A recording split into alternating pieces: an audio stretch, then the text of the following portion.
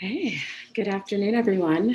Thank you so much for joining us today for our webinar on tips on how to implement 4-day work weeks and other decent work practices.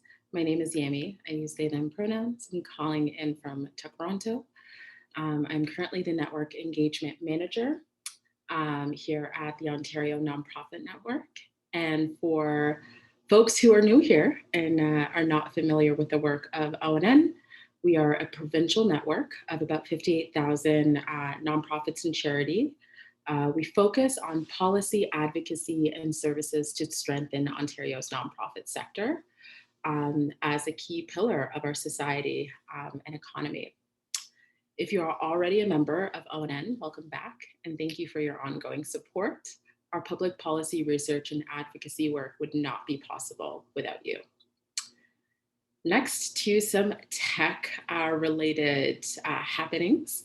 So if you are experiencing any technical difficulties through the workshop, you can type the issue into the chat box and our team will respond as soon as possible. If you want to ask questions, we definitely encourage it. And you can use the question and answer box. And you are also welcome to share comments and learnings on social media, and we'll make sure to retweet you out.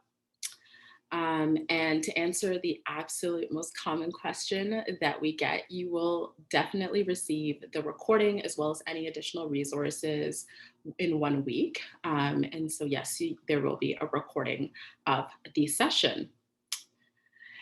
And so thank you again, everyone, for being here. So grateful that you're sharing your early afternoon with us. And so to ground the workshop today, I want to begin by acknowledging that we are on unceded and unsurrendered land here in Toronto, as well as, we know that folks are calling in from different parts of Ontario. The ONN office is located on the traditional territories of the Wendat, the Haudenosaunee, the Mississaugas of the Credit, as well as many First Nations and Inuit and Métis communities and peoples that have been here documented and undocumented. We are consistently striving and feeling better and take it absolutely serious in terms of responding to the 94 calls to action for truth and reconciliation.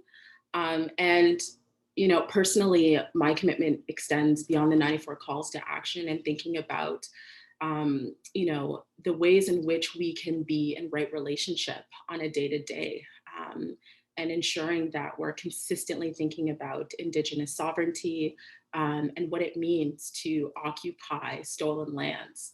At ONN, we embed this in our policy as well as advocacy work, thinking about the relationships that we have with Indigenous-led and Indigenous servant organizations to support and act in solidarity around self-determination as well as sovereignty.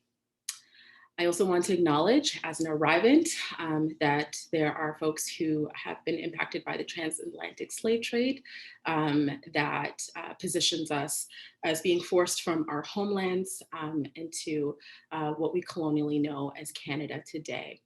And so as being an arrivant and being a guest on these lands, just want to share a deep gratitude to elders, teachers, and educators who have shaped learning around my complicity of ongoing settler colonialism as well as ways to be in solidarity.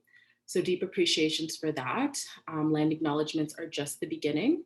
There was a teaching once that said, you just don't walk into someone's house, you introduce yourself, right? And really honoring that teaching of introducing yourself and also knowing whose house you're walking into. And so while land acknowledgements are a first step, they're definitely not the be it end all, and want to encourage folks to really think about first whose land you're on for those folks for settlers, and to really acknowledge the ways in which you can be in right relationship and act in solidarity. So we encourage you and your organizations to read the 94 calls to action, as well as continue to support the first peoples of the land that you occupy. So thank you again.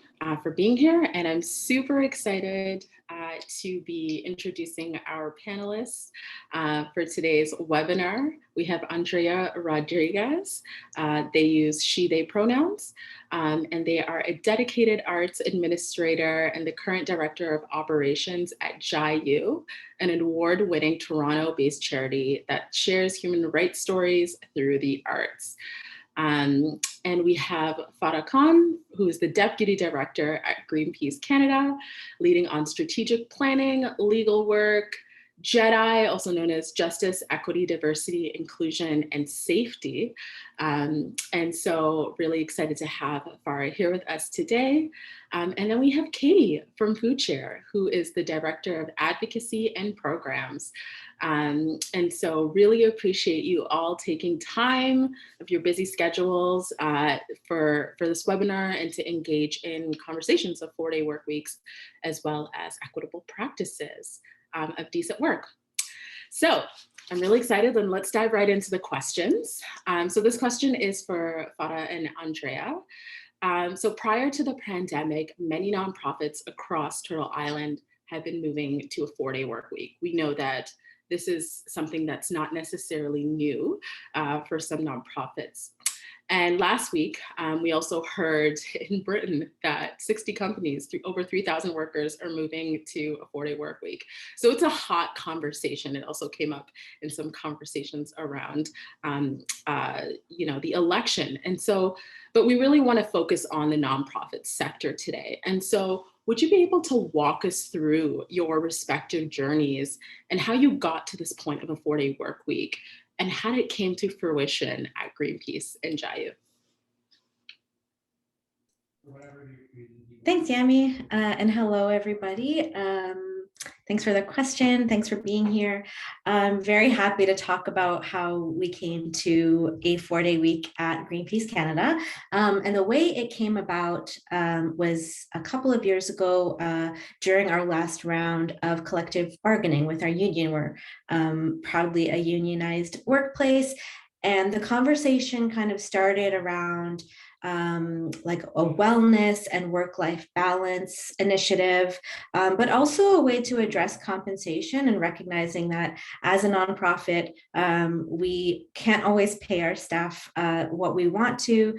We are building towards improving on salaries.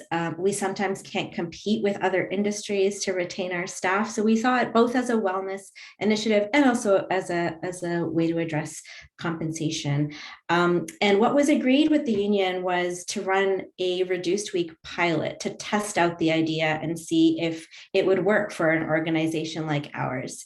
And the kind of terms of the pilot that we all agreed on were a 4-day week with Fridays off, so Monday to Thursday.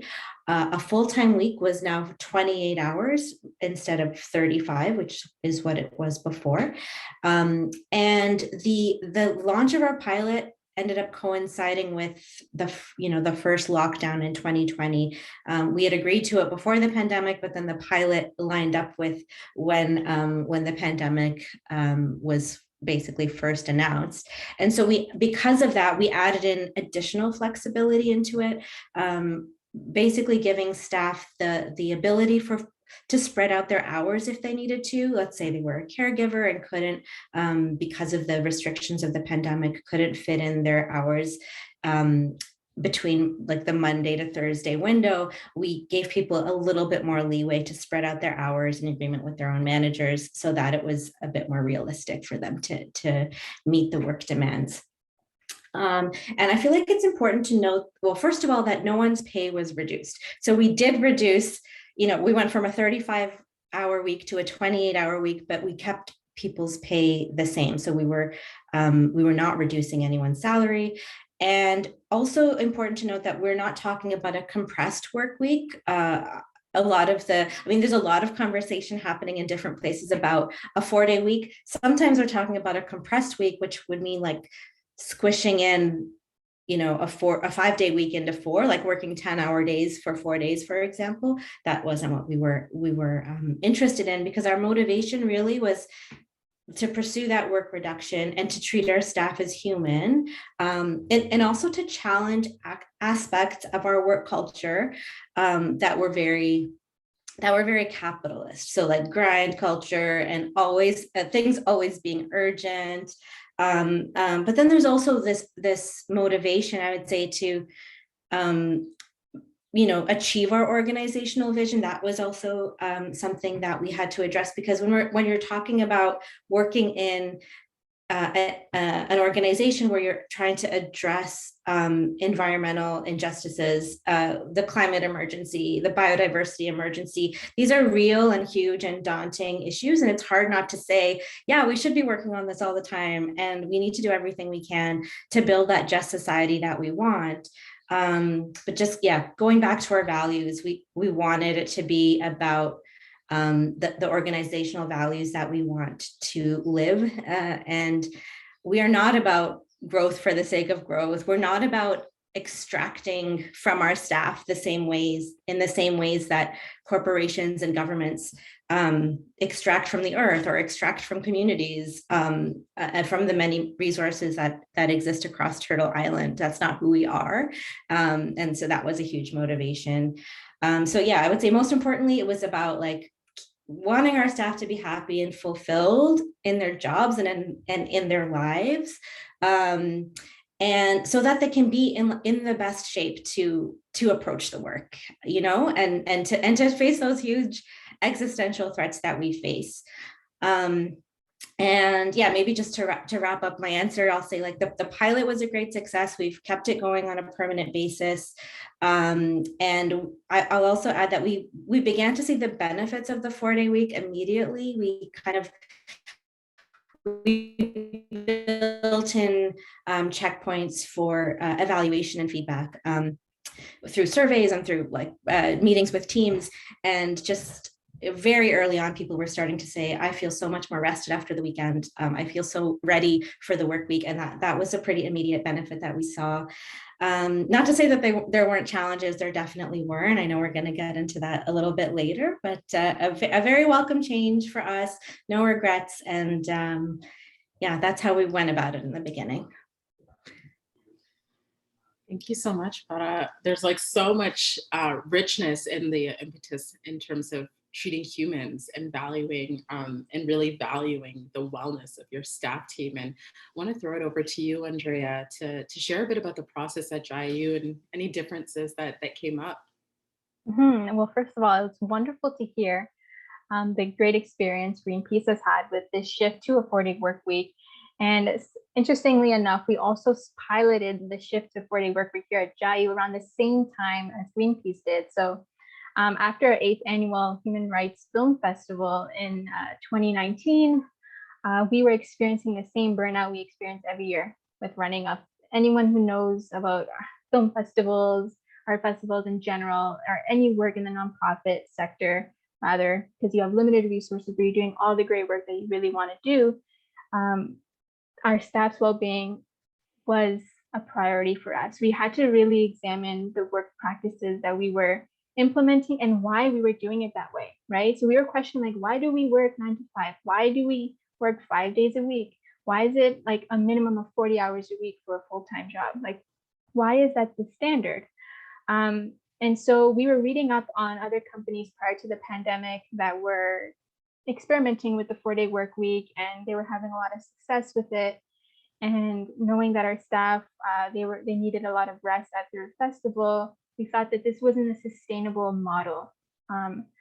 It wasn't sustainable to expect our staff to continue to work in this way if we want to continue to cultivate a healthy workplace and allow it to show through the work itself. Because ultimately, if our staff are suffering, then the work suffers, right? So we were prioritizing, so how can we change this? Is it possible for us to do this 4-day work week? So we decided right at the start of 2020 to give it a go. We had proposed this idea to the team, of course, first of all, just to see what their thoughts were on it. And everyone was really excited to give it a go and to see how it would change like workflows, how it would change their work-life balance, and of course, how would it impact their work. and what would those results look like. So we started off with a 3-month trial period, and then from there we got good feedback, so we decided to extend it. And on the 3rd month of our pilot, that's when the pandemic hit. So not only were we trying this new work structure model, but we had to rework a bunch of other things. Like now we were all working remotely. And how would that look like? And the work itself had to change. A lot of the things were being moved virtually rather than in person. So a lot of changes for our staff were occurring around the same time. And so it was important for us that that was taken into consideration and that we weren't overworking, as Farah was saying. We weren't trying to fit everything that you would do, say, if you had 5 days to work in 4 days. We were setting realistic timelines, realistic objectives, and goals. So we weren't overworking staff in those 4 days. And they were also important to note is that everyone still, all those who are working full time, were still being paid as if they were working, 5 days, 40 hours in a reduced work week. And so for us, we didn't want to shorten the work week, but then they would suffer like a reduced wage, and then they would still have to work otherwise in their time off. That didn't make any sense. Like we were paying our staff to take the time they needed to rest, spend time with family and friends, develop hobbies, like enjoy their life. And even in our modern society, we're always thinking about doing things more efficiently and faster, and we're building knowledge around mindfulness and mental health and balance and rest, but we're still finding ourselves like we don't have enough time to do everything we want, right? So with this in mind, we're like, this shortened day, shortened work weeks, have that 3 days to really focus on your life. So then when you come back to work, you come back motivated, and you come back feeling more focused, you have the energy, and that you really want to do the best that you can, because now you have the space to do so without feeling overworked and that you're always on and you're always living a fast-paced life. So just to quickly go through that. So after the year, we did a survey with our staff, and we received an overwhelmingly positive response from the team. Just to quickly go, like 71% of our staff felt more productive, 86 felt more focused throughout the day, 40% of staff were working less on the weekends too. And so that kind of sad, like we're still tweaking, we're still figuring out ways so that we don't have staff feeling the need that they need to do some work on their time off, and they're free to do so, but it's definitely not a requirement. It's not something that we stress them on. And some have said that having that extra day off actually provides them the freedom to, if they want to work on something, they can without the interruptions of the usual workday. It actually gave them a space and balance to kind of juggle everything. And a great stat that I want to point out is that 71% of staff that year never self-medicated to cope with stress. So we saw a 38% increase on that. So it showed that our staff were able to manage their stress better. They didn't feel overworked, and they had 100% better work-life balance as reported by them. And so with that, like it just showed that it was working. And we also provided like a minimum livable wage. So all of our employees are making, in Toronto, it's $22, I believe, 22.8 cents an hour as a livable wage. So all our staff are working at that rate. So we're trying to implement other practices as well. But similar to Greenpeace's experience, we definitely had a great response to it, and we're continuing to do so. Thank you so much, Andrea. There's so much rich information, and we're getting some really great questions in from folks in the chat, asking about the implications of reduced work hours and the realities of of project distribution and labor. So we're definitely going to answer your questions. So please keep them coming in. I'm going to move over to Katie for a moment here, because FoodShare hasn't implemented a 4-day work week, but yet, but there are other practices that you're leaning into that support equitable HR practices that are centered in decent work. So yeah, I'm going to leave you to share some of what those have been at FoodShare with our attendees today. Sure. Thanks, Jamie. Yeah, I'm over here taking notes, and I have many of the same questions that are in the chat, so I'm looking forward to getting those answers. At FoodShare, we haven't implemented a 4-day work week, and that's largely because we have a really wide variety in types of jobs and some types of activities that we're doing at FoodShare. So we have farms where to take extra time off during the growing season actually causes more stress for the staff, because they want to be there taking care of the crops. And we have a large social enterprise food distribution team that operates 6 days a week. So then when trying to think of how to navigate a 6-day production schedule with 4 days, we have costed that out, but we haven't found a way to make that work. So it's on our horizon, but I thought that might sound familiar to some folks on this call too, that it just doesn't align possibly with the type of work your organization is doing. So happy to share some of the things that FoodShare has been doing along the same lines of thinking about more equitable and decent work practices. So for sure, one that we've gotten some attention for recently, which is that we introduced a paid interview policy. So now when folks come in for a job interview at FoodShare, they receive a $75 honorarium so that they're compensated for their time and for the work and the labor that it takes to actually go through the job seeking process.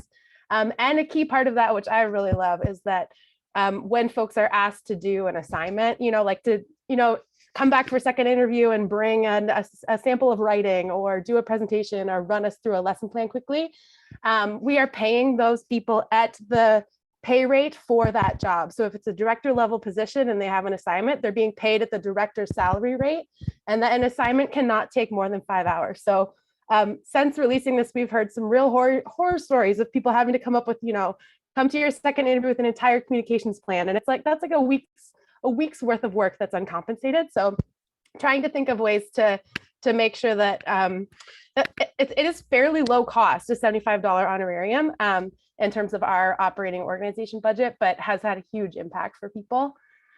And we've already seen some other organizations reach out to say that they are going to pursue the same policy and implement something similar. So to share a few other changes we've made in recent years, the very first thing we did when we got a new executive director about 5 years ago now is review our pay grid with the lens of poverty reduction. So I think many people can choose to view their pay grid with the lens of, are we on par with other organizations, or are we attracting top talent at the executive level? But we very specifically said we're going to review our pay grid with the question, is anyone working at our organization and living in poverty while working full time?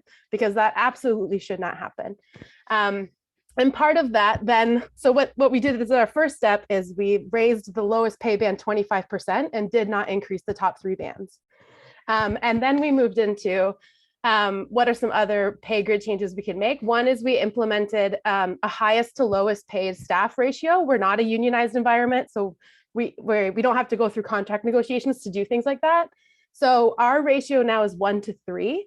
So the lowest pay band, the highest pay band cannot make more than 3 times the pay rate of the lowest pay band. So if you want to raise the salary of the executive director, if it's at 3 times more than the lowest salary range, you also need to raise the floor of the organization. Everybody has to move up together. And then a key thing too that we did that really doesn't cost all that much is changes to our recruitment and like resume review process. And I think that this is something that a lot of organizations can implement.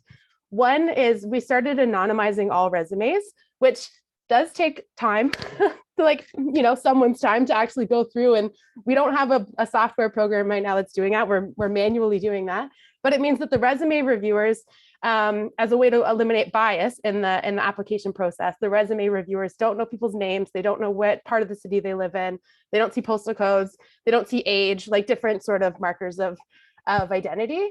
And we've also deprioritized paid accreditation. So we do not include, college education, university education, any type of like paid certification that you would require. unless it's a bona fide requirement of the job. And I've found in the past 10 years, I haven't found one job that I've hired for where I needed that. And then we also use the same interview questions for everyone. And we've started sending out the interview questions in advance. So if you're coming to an interview at FoodShare, you're going to get all of the interview questions 2 days before the interview. And we find that people come prepared, and we have really rich, wonderful interviews because people have been able to prepare the way that they need to prepare. It's different for everybody, but we're giving people resources they need to do their best while they're there. The biggest change we made recently was becoming a certified living wage employer. And so we also committed to go a little bit above that. So we're at, our minimum wage now is $24 an hour. That means at the time that I've been at FoodShare in the past 10 years, there are people who have seen a 100% increase in their wage while working at the same organization in the same job. So that's a pretty significant, raising the floor of sort of the pay grid of the organization. Also, living wage certification allows you to have like a lower wage for youth or for training positions. And we've committed to not do that because people in a training position or people of a younger age don't get a break on their rent. Like the cost to live in Toronto is the same. The cost for food is the same. And we're going to stick to that higher pay rate. We also raised our paid personal days to 10, and we made them available to everyone across the organization, regardless of if you're on a fixed term contract or indefinite permanent position. And we also increased our sick leave days to 20. And increasing vacation, you're then accruing vacation, there's liability for the organization, you're trying to, there's some risk there, but increasing the paid personal days has meant very little in terms of us having to do more from a management perspective. And we've heard some really great stories from staff about what that means to have a little bit more flexibility in their life about when they want to take time off. And we also have implemented and stuck to a no emails before 9 or after 5, and no emails between 12 and 1 every single day. And that, our ED sticks to that, the director sticks to that, and trying to really stick to a culture of when people are not at work, they're not at work, and that they're not sort of bothered. And I would frame this too, that most of these changes, a lot of them were identified by the Black Staff Caucus at FoodShare, and a process that we did with all staff around creating an organizational combating anti-Black racism action plan. And so I do want to make sure people see that connection, because we see many charities and organizations put out a statement around, solidarity with Black communities, but then not implement these really, I will be honest to say, straightforward, often easy to implement from a management perspective, policy changes that lead to a real material change in people's lives, and predominantly are affecting workers of an organization that are Black or Indigenous racialized folks. So I think it is important for people to see that we're applying that lens of, anti-racism, anti-oppression, critique of capitalism and patriarchy. That is a 4-day work week is very much in line with that type of thinking and that type of policy. So I'll stop talking, but that's some of the stuff that FoodShare is doing. Yeah. I mean, we're getting claps in the chat. I'm excited. Yay. I think that there's some real innovative, and the goal is to inspire folks, right? We know that this is not going to work for every organization, but that there's not a one size fits all model to engaging in decent work and equitable HR practices. And so let's transition a little bit to some of the challenges that came up.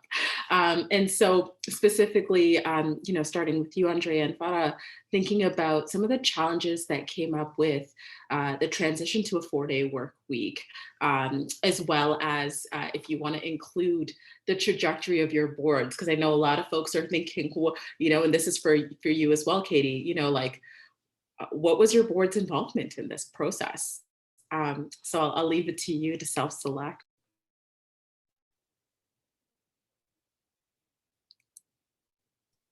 It's not Yeah, no worries. I can, so I guess in terms of our board involvement, there wasn't, our board doesn't get too involved in operational issues, which is how a lot of boards operate. So I would say that they weren't very much involved with the decisions and like the figuring out of the 4-day week, but at a higher and strategic level, they're very trusting, I would say, of our staff and senior leadership.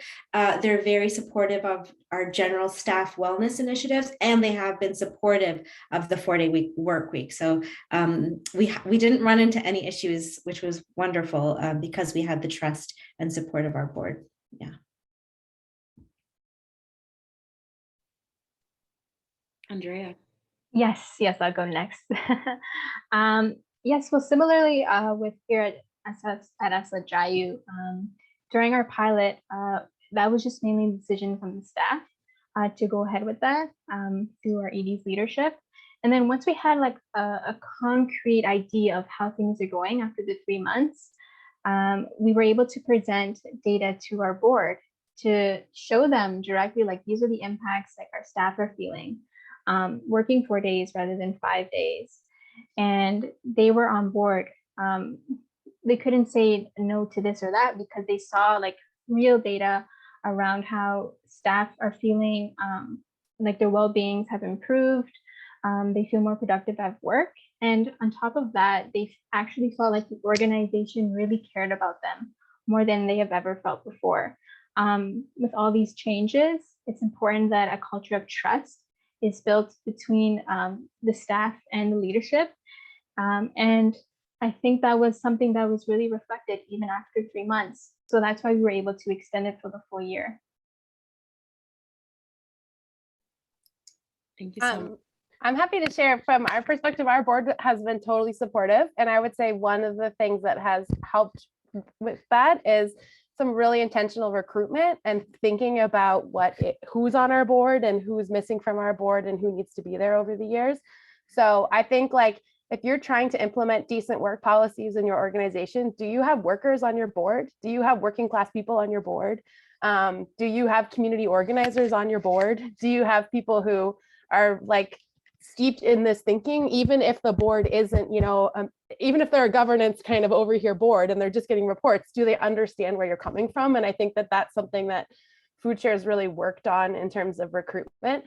Like, if you're recruiting new board members in the upcoming year, ask them about their interest in decent work policies. And is that something that they want to dive into and support or not? And I think too, the more changes you make, and as people hear about the changes that you make, you begin to attract more people who are interested in those changes. So I would say people are applying to jobs at FoodShare because they like the way that the recruitment process has changed. And because we're like, our pay grid is on the website. You can go to our careers page and see our entire organizational pay grid, and it's right there and transparent. And so as you move in the direction you want to move to, you're also going to attract more people who are interested in the direction that you're going. And that also applies to your board. So that was helpful for us too. Thank you so much, all of you, for sharing some of the challenges, because, like, I know in having conversations with you that it wasn't smooth sailing, but there was that ongoing commitment to finding strategies and ways to work out the kinks. And so before we move into audience questions, just wanted to ask, what's on the horizon for you folks around, there's been an implementation of 4-day work weeks. It seems to be going well. What other conversations is your organization looking into around decent work, around equitable HR practices that you want the sector to know about? And so maybe we'll start off with Farah. Sure. I would say conversations these days are mostly around what is work life going to look like post pandemic? So what are we going to what are we going to offer in terms of like a remote work policy, flexible work arrangements? We haven't landed on any decisions, but there's a lot of conversation happening, and we've discussed with staff in terms of like what preferences are at this stage. So that's definitely something on the horizon. We're also, we're a national organization, but we're also part of a global network of Greenpeace offices. So we would really love it if other colleagues in other parts of the world would also adopt a 4-day week, and we're getting a lot of questions from them, and doing our best to share our experience. So that's something else that we'd like to perhaps influence, in the coming months and years. Thank you for that. Andrea.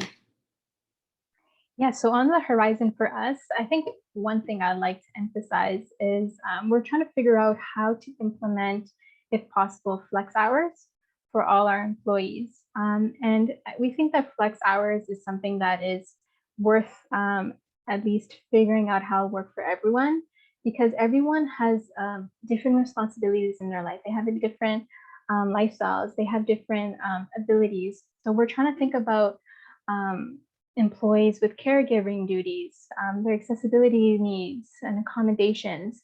So how can we, so right now our workday is 9:30 to 3:30, but is that ideal for everyone?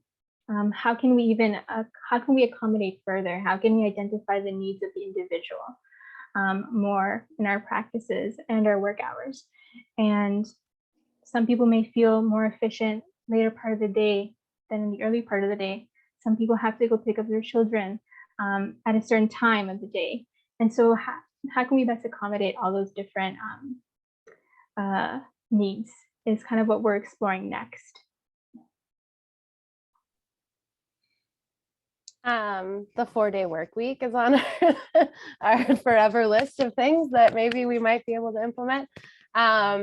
And then we started a new group within the organization, which is a disability justice task force. So we've asked staff to opt into that group if they want, and that we're looking for that group to have a majority membership of folks who are people with disabilities, have disabilities, but we're not like policing that membership. And then the goal of that group is to help develop an action plan for the organization. And I think that part around disability justice, and I think that part of that will include some HR recommendations or policy recommendations around accessibility.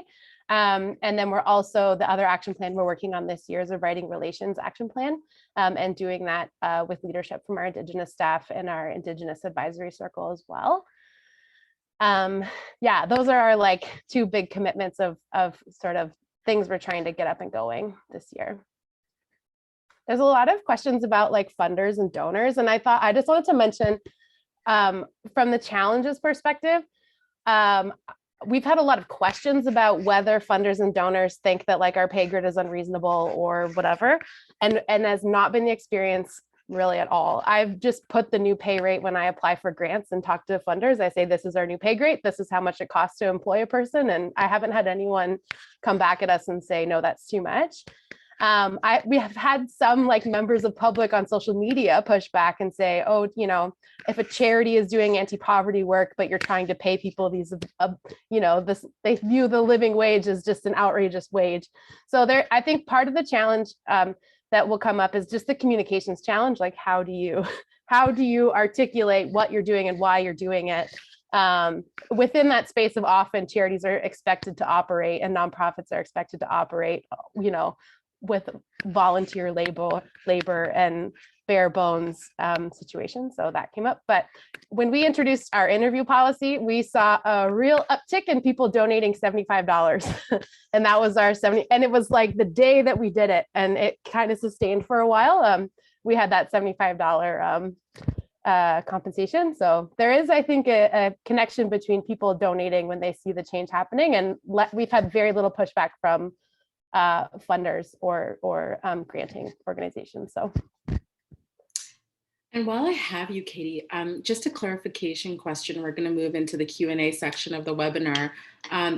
Folks just wanted a clarification on Food Share's vacation policy, personal and sick days. Sure. So we vacation is most often taken in time. So it's just like a kind of standard vacation policy. The personal days are just booked through HR. They're a paid day. So you would book them with preferably 5 days in advance. And it's just tracked as like it's tracked on your timesheet as a personal day, but it's paid the same in terms of finances perspective. And then the sick days, we've changed the name. So they're wellness and sick leave. And you have 20 days and you do not have to disclose why you're taking that day. So you do not have to say that you're sick. You do not have to say that someone in your family is sick. You can use it for an appointment. You can use it for mental health. Like that is a day that you are taking and you don't have to tell anybody why you're taking it. I don't know if there's any more specificity needed, but that's kind of how they operate. Hopefully if folks want more specificity, you can Put just it in the link chat. that. Yeah. Yeah, totally. Yeah, cool. So just going to move on to some questions that came up around the 4-day work week. So the first question being that, were there any implications, regarding the management of reduced hours? Did you notice an uptake of staff taking second jobs when you moved to a 4-day work week?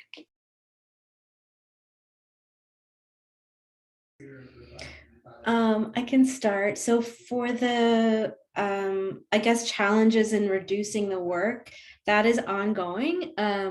It's still, I mean, culture is very difficult to change. And I would say that there were some toxic elements of our work culture when it came to overwork and when it came to pressuring others to overwork. And that was that's something that the 4-day week was attempting to address.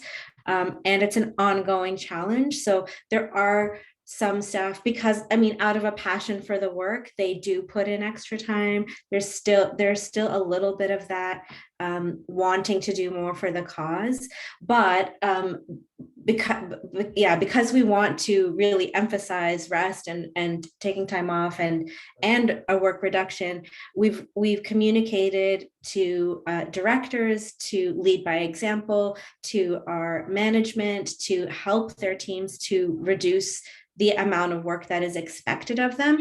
So through those ways, we are definitely making progress, but I think it's still going to take some time to internalize that in a really good way and to recognize that, it's really easy to say, do less and do it better. But it's hard to figure that out in practice and across a national organization. So I'd say it's an ongoing challenge, but we're getting better at it. And then, sorry, Yami, there was another part to your question that I've now forgotten. So the second part to the question was specifically around if you've noticed an uptake of second jobs with the 4-day work week, and that's something you've had to negotiate. Not that I'm aware of. Yeah. Mm-hmm. But we did kind of revisit our conflict of interest policy in case staff were going to seek out other jobs, just to be sure that there were some just guidance around how to go about it. But to my knowledge, there hasn't been an increase in people taking second jobs. Mm-hmm. Thank you. Andrea. Yeah, so as I alluded to earlier, when I was first kind of introducing the process of how we got to a 4-day work week, I did allude that some staff, similar, like we're still trying to work into how can we have staff predominantly finish all their work in the 4 weeks. And there are exceptions, as I mentioned earlier, that staff do take some time on their Fridays, let's say, to do a bit of work. But that's, again, the exception. On average, most of our staff work 28 hours a week. And so that's something that, though we're still trying to review and process, how are we setting our annual objectives? How are we setting our timelines? Maybe we're more like honest with ourselves and realistic, saying maybe this will take longer to do, but at least we're balancing our work and our life and getting the most, giving most of ourselves to the work in a healthy way, and not in a way that will burn us out as we've experienced in the past. But to answer the second part of the question, which is, I believe, around second jobs, as far as I know, no one has taken a second job like on their 3 days off on their long weekend, let's say. But we do have a lot of artists that work at JAYU. So of course they have their own artistic practices, but they find that actually having that extra time away from their Monday to Thursday job, they're actually able to cultivate themselves and build themselves professionally in their artistic practice, which ultimately contributes to their work at JAYU as an arts organization. So we have found that, but we've also we also have this unlimited vacation policy here at JAYU, but I wanted to kind of clarify what that means. So we do have the minimum ESA like the 2 weeks, and depending on how long an employee has been with the organization. But we do make a point of having like extra time off days, which is unlimited. So if someone's like, I would like to take this day off, they'll have it off with pay. So say if someone wants to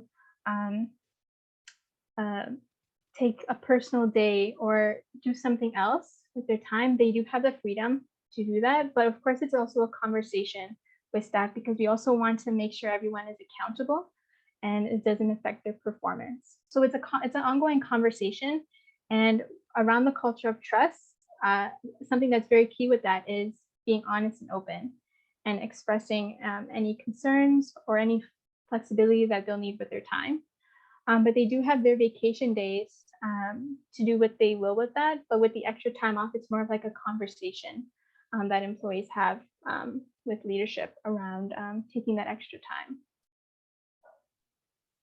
Thank you for that. And there's a question about resources and if we can share some of the resources from your organization. So just so that folks know, we did ask for that. And so with the outgoing email, with the recording, you will also receive resources as well. Just on the same vein of, and then we'll move to you, Katie, on in terms of hours, there's quite a bit of questions around part-time and full-time salary and how that was negotiated with moving from the 5-day to the 4-day work week. What would be considered part-time now, and what would be considered, I mean, of course, 4 days would be considered full-time, but if you want to dive right into that, starting with you, Fada. Yeah, so before we started with the 4-day week, we did have at least one staff, maybe more, that were already working 4 days because they were on a more of a part-time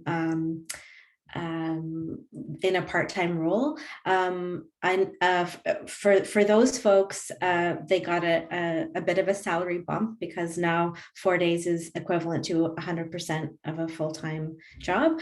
And I would say that for new positions that are created now, we just kind of go off of that framework that 4 days is 100%. So 2 days would be 50% and that kind of thing. I also saw some questions in the chat about how we treat vacations now that we have a reduced week. So anyone who starts at Greenpeace gets 4 weeks of vacation. That would have been 20 days, but it is now 16 because we think like the Friday off is a day off. So you still get 4 weeks of vacation when you start. But it is, yeah, the number of days did reduce to kind of match with the reduced week. So that's how we handled that. Yeah. Over to you, Andrea. Yes, so the question about part-time, correct? Yes. Yes, so since 24 hours a week is now considered like full-time. So those who are paid like a full-time wage, they're working 24 hours at a minimum. So for those who are part-time, we consider those who are working less than 24 hours as per their job contract and description. Right now, all of our staff are full-time. We don't have any part-time folks with us, but essentially that's how we'll model it. Thank you for that. I appreciate all your knowledge and all your wisdom, and thank you for all of the great questions that are coming into the chat. And just going back to you, Katie, so there was a couple of comments just around blind hiring and or what is deemed blind hiring. We really need to change the name, but you know, the limitations of that, and so maybe speaking a little to some of the you know, that context. Sure. So yeah, we anonymize all the resumes, and I think the intention behind that is to try to reduce the bias that exists in hiring. Bias is always going to be there. So there's a conflict there, though, when also trying to do equity-based employment programs. So if you're trying to increase the number of folks from a certain group and within your organization, how can you do that if you're anonymizing the resumes? So anonymizing the resumes is also geared with really good job descriptions and really well thought out qualifications that we're looking for. So if we're looking for people who have lived experience working in the community, living in the community where they're going to work, we're going to get at the people who live in that community. And I would say that over the years that we've had this anonymized system in place, we have resulted in like hiring a very diverse group of folks and hiring a large number of Black folks, Indigenous folks, people of color within higher level positions across the organization. So I think if we were doing this anonymizing process, tested it for a little while, realized we weren't getting that result wasn't what was happening, then it would definitely need to tweak it. But I totally get it. For me, if I'm hiring to run a program in Jane Finch, I want someone who lives in Jane Finch. And how am I going to know if they live in Jane Finch if I've anonymized where they live? So we have this kind of like regular conversation in the team to make sure that we're not doing something that has the opposite effect of what you think it's doing. Like, for example, at FoodShare, we had a lunch program for years, many years. Everyone got a free lunch and it was available for all staff. And the reality is people who were doing deliveries never got it. People who were working offsite at the school farms never got it. It was largely the people who were in the office. And then when you look at the demographics of, well, who has the office job at the higher pay rate and who has the, right? So what we did then to make the policy more equitable is that everyone gets a $3 lunch stipend added to their check for whatever position you have, wherever your your place of work is, whether it's offsite or onsite. So there's many policies that get implemented with the intention of being fair for everyone, but you have to constantly reevaluate, is everyone using these equally or not? Is the distribution of them equitable? So yeah. So there's that awareness of accountability mechanisms, knowing that any one of what we're suggesting today needs measures of accountability to ensure, equitable practices. And just another quick note around the Disability Justice Task Advisory Committee that you have. Is that in relationship to the 4-day work week in conjunction with other elements of work at FoodShare? So when we open up a task force like that, we set terms of reference for the organization, which has a scope of what that group is going to work on. So in this case, what that group is able to work on is recommendations for HR policies, but also recommendations for our community programming, recommendations for how we fundraise, recommendations for our communications work.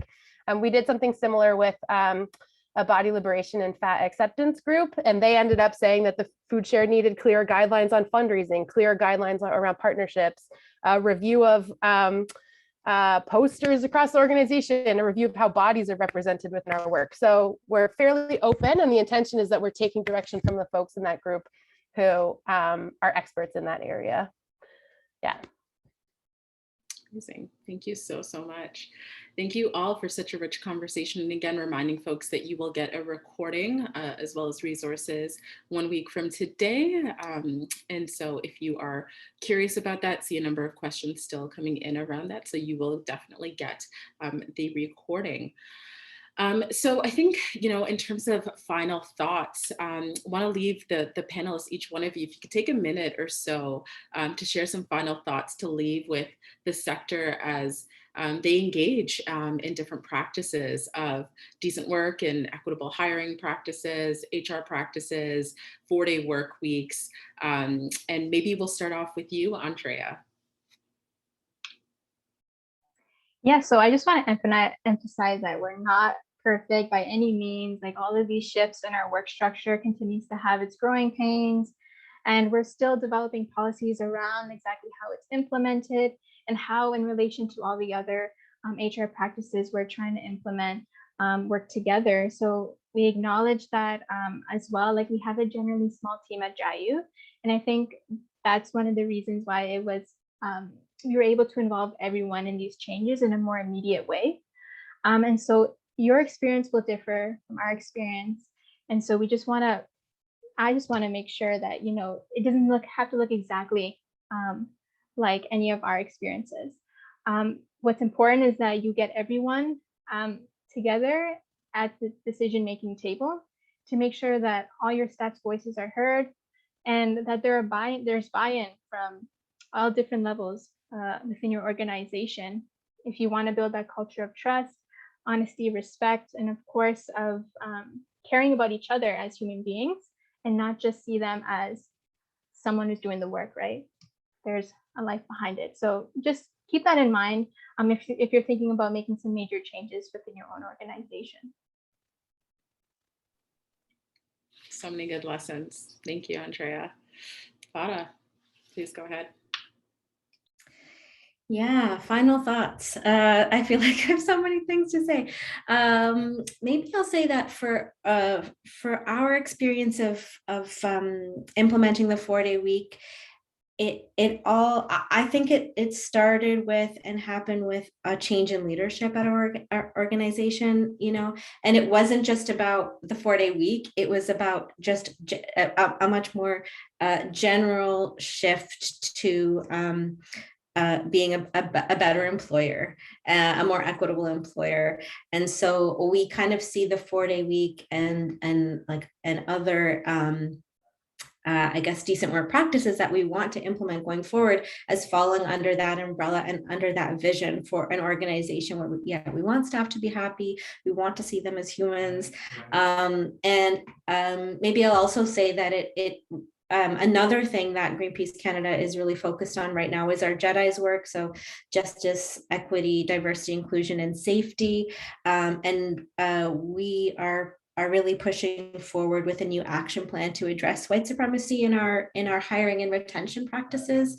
And that's but we actually see the 4-day week as fitting into that framework as well. It's all connected. And anyway, we're excited about that work going forward too.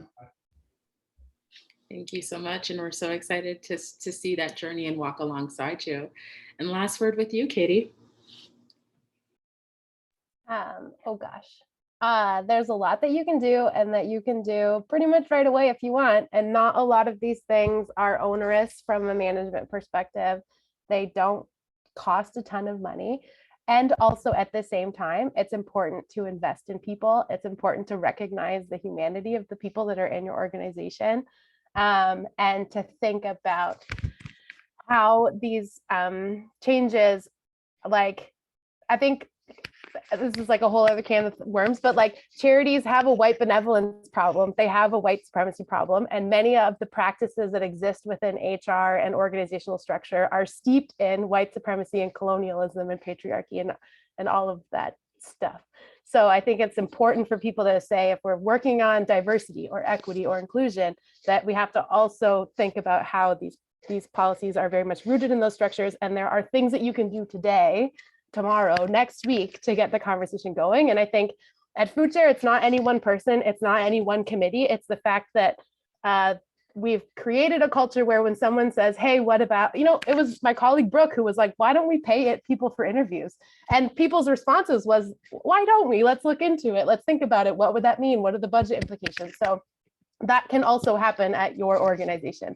To create a culture where, like, when ideas come up, people are encouraged to look into it and talk to other people and see who's already doing it and what challenges did they have, because they've probably already figured something out that you feel like is a big roadblock for you. So I would say send me an email and talk to your colleagues, because a lot of this you could start to do this year if you want to. So thank you so much. And I know that the chat is definitely going off with just deep appreciations for all of the knowledge, the wisdom, the time to really share your experiences. And I think this is what it means to really build meaningful relationships in our sector, is to hear each other's stories, to see how we can support one another, and to break down these silos of needing to compete against one another. So thank you again, Fada, Andrea, and Katie, for the conversation with us today. Thank you to all of our participants. You've been awesome, and your questions and comments have been just so solid. So thank you. And we hope this webinar was useful. And again, we will be emailing you the recording as well as the links to key resources. And we have a webinar coming up on shared platforms next week. And so if you are interested in that, you can sign up through the Eventbrite. And take good care, everyone. Have a great afternoon. Thanks again.